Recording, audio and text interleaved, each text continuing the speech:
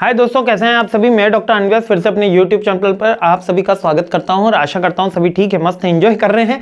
9th most important question पर मैं आपके साथ आ गया हूं। आप सभी बहुत ही अच्छी मेहनत कर रहे हैं, डिटेल वीडियो देख चुके होंगे। 9th क्वेश्चन के ऊपर हमला बोलते हैं, सीरीज को आगे बढ़ाते हैं। तो 9th क्वेश्चन बड़ा ही इंटरेस्टिंग सा क्वेश्चन है। इस बार ये क्वेश्चन हमको इंटरनल के एग्जाम में बार बार मिला। एक तो वुमेन एंटरप्रेन्योरशिप का, सोशल एंटरप्रेन्योरशिप और रूरल एंटरप्रेन्योरशिप, तीनों साथ में आ रहे थे, पर मैंने कहा सोशल और अभी ये तो रूरल एक साथ में लिखते हैं, तो वुमेन का एक क्वेश्चन अलग से देखेंगे।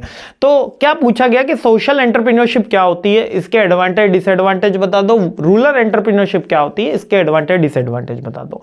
तो देखो, सोशल एंटरप्रेन्योरशिप का मतलब कि जो एंटरप्रेन्योरशिप, जो वेंचर सोसाइटी के वेलफेयर के लिए बना है, यानी कि सोसाइटी के प्रॉब्लम सॉल्व करने के लिए बना है, वो सोशल एंटरप्रेन्योरशिप का एग्जांपल होता है। जो सस्टेनेबल बिजनेस एनवायरनमेंट प्रोवाइड करता है, एनवायरनमेंट सस्टेनेबल एनवायरनमेंट के लिए बना होता है, लाइक पॉल्यूशन के लिए अगर कुछ बना है ना, कोई हैजार्डस गैस को डीकंपोज करने के लिए बना है, कोई प्लास्टिक को डीकंपोज करने के लिए बना है, तो वो सोशल एंटरप्रेन्योरशिप का एग्जांपल हो गया। या फाइनेंशियल स्टेबिलिटी का। इसका एडवांटेजेस क्या होगा? इसका एडवांटेजेस बेसिक है कि सोशल इश्यूज, गरीबी कम होगी, है ना, इनोवेशन के ऊपर हेल्प मिलेगी। अब ये देखिए, एंटरप्रेन्योरशिप के जो एडवांटेजेस हैं वो सोशल के भी ओवरलैप करेंगे, यानी रूरल के भी वही हैं, वुमेन के भी वही हैं। अधिकतर मतलब ऑलमोस्ट 10 में से 6 पॉइंट ओवरलैप करते हैं। तो एक बार 6 याद हो गए तो 4 ही अलग याद करने रहे। इसे मत समझना कि सर इतने सारे पॉइंट है।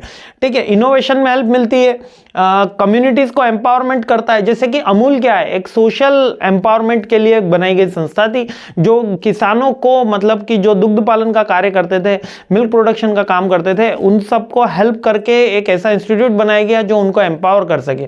तो ये सोशल इश्यूज को रेज करता है, इनोवेशन को हेल्प करता है, कम्युनिटीज को एम्पावर करता है ना, और टैलेंट को आगे बढ़ाता है, पॉलिसीज को इन्फ्लुएंस करता है, और सस्टेनेबल मॉडल बिजनेस के लिए आगे बढ़ाता है। अब इसके मेन चैलेंजेस क्या है कि ऐसा को कोई फंड नहीं करता है, तो फंडिंग का चैलेंजेस होता है, अवेयरनेस का चैलेंजेस होता है, फाइनेंशियल गोल्स इनके स्टैब्लिश नहीं होते।